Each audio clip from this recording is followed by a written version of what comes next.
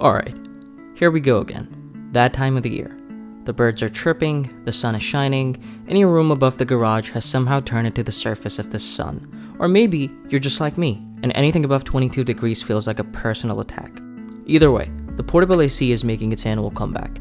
Now, if you're new here, this setup is actually based on a system I built in a previous video. It completely changed how I install and remove my AC every year.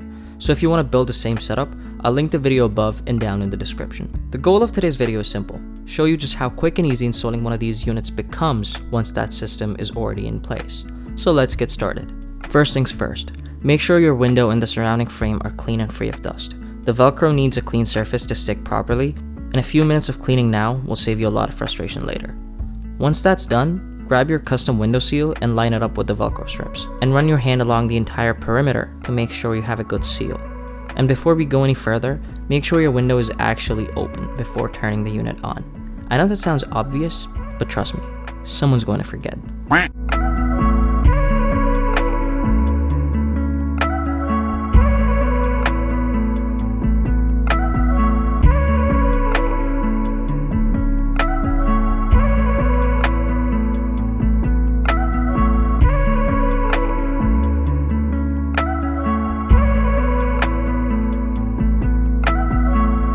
Once that's done, install the filters and connect the hose to the AC unit.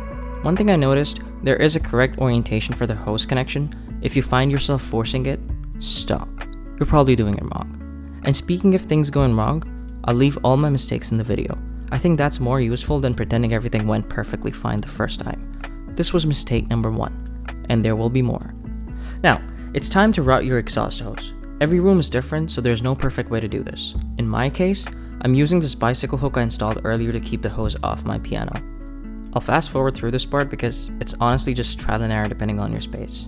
Before we go further into the video, I just want to take this time and say if you guys like watching my content, I would really appreciate if you could like this video and subscribe to my channel, as it helps me out a lot and motivates me to keep on doing this and making all sorts of content that helps you guys. And now let's continue with the video. Now let's talk about the drainage hose. For some reason, this thing generated more questions than almost anything else in my previous video.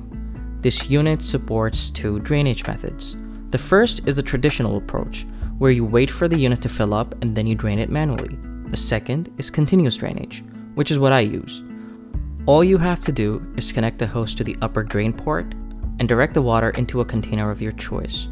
One important thing, the hose must slope downward. Water doesn't care about your hopes or dreams. Gravity wins every single time. Also, make sure you empty the collection container before it overflows. If water ends up all over your floor because the bucket was full, that's not the AC's fault. That's on you.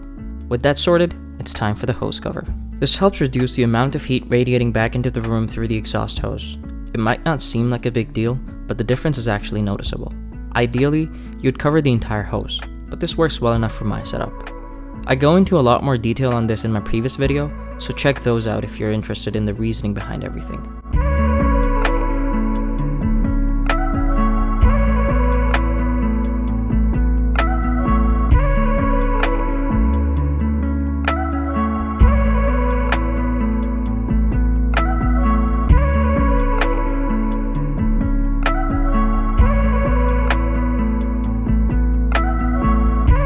And now the fun part.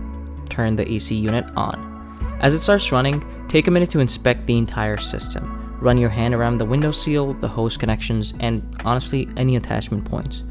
You want to make sure hot air isn't escaping back into the room. This should always be part of your first setup procedure every season.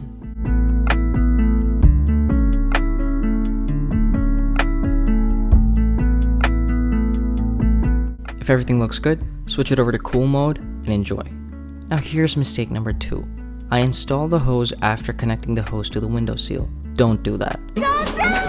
Put the cover on first. Trust me, you'll save yourself a bunch of unnecessary effort. So I took everything apart, slid the cover on properly, and reinstalled it. Looks cleaner, fits better, less frustration. I also swapped out the old bottle I was using for drainage and replaced it with this dollar store gardening bucket. It's larger, easier to monitor, and there's a lot less guesswork involved. All things you guys should be thinking about for your own system. Just make sure you test your container first before trusting it. And with that, we're done. Even with all the mistakes, the entire setup took less than 10 minutes. Honestly, probably closer to 5. and that's exactly why I built this system in the first place. So there you have it. I'll leave links to everything I use down in the description. You can also find everything featured on this channel in my link tree.